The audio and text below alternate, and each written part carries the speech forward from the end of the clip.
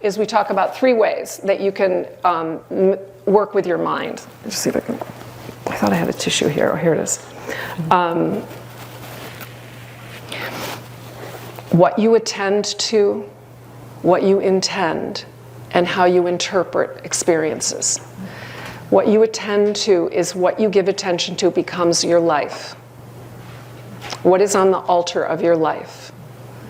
What you intend is the inner vow. The inner vow is just a tool to be intentional about who you want to be in the world and how you want to show up and how you want to leave people and the effect you want to have.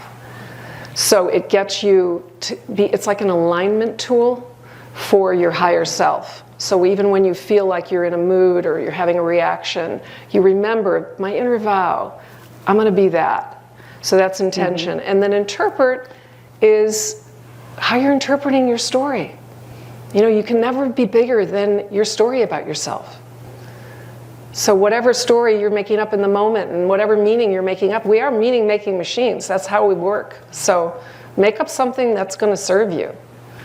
And that's really the thing. I mean, I teach all these classes on leadership and management and stuff, and when she said to me, you know, you're the leader of your own life. How are you going to lead your life? I was like, oh. It's like that. You know, when people used to say, I don't want to be a human doing, I want to be a human being. But when she asked me about leading my own life in the frame of leadership, it just really took me back. And this, I think the inner vow is like my North Star. You know, that sort of thing. And it's really helpful to remind yourself every day. I mean, when we first started working together, you practically had me write it on my mirror in my bathroom in lipstick so that I could like read it every morning. What is your inner vow? I'm not going to repeat it for everybody here. But I just encourage you all to really think about it because it is a centering principle. It really is.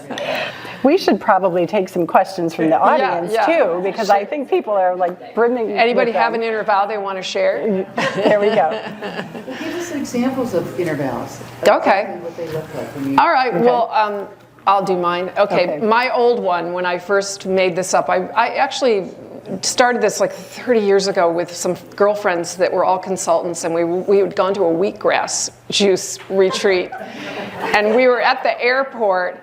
And we were like leaving after the whole thing. We did colonics, and oh my God, the thing was TMI. Okay, keep going. TMI. And so we were saying, and they said, well, let's make up words that we're going to be. Let's get our inner vows, you know. And they didn't call it that, but so we all made up these words. And I was like living in a little studio apartment in downtown Larkspur, and I made up some really big words. Mine were extraordinary, influential, magnanimous, and I think fun. That was the 4th one. And that year, believe it or not, out of my little studio apartment, I got interviewed by Fortune magazine. I got asked to be a champion of hope for the National Kidney Foundation, where I had to raise money, magnanimous. I had 5 tables of people, and then influential. And extraordinary, because I was being honored as a champion of hope. But all these things happened that year that, in fact, when I got up to talk at the thing with the doctor who was being honored, he and I were joking and being playful, so we got to be fun, too. So I think that when you have an alignment tool like that, you kind of know what to say yes to. You attract certain things. You know, I don't want to say it's magic, but I think it really helps you stay on the course of the direction that you want to go. Yeah, it helps you focus and make decisions, for sure. But little side note, Ben, who's in the room and leads the men's course with me next to the other leader of the men's course, asked me one time, or maybe it was somebody in the course, last time, the men's course, and they said, well, do you ever change your inner vow? Like, does it ever evolve? And I said, well, yeah, my new inner vow is that I'm sexy, loose, and free.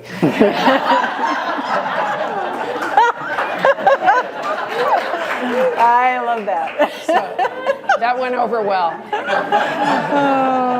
Yeah, they really perked up at that. Yeah. Oh my God.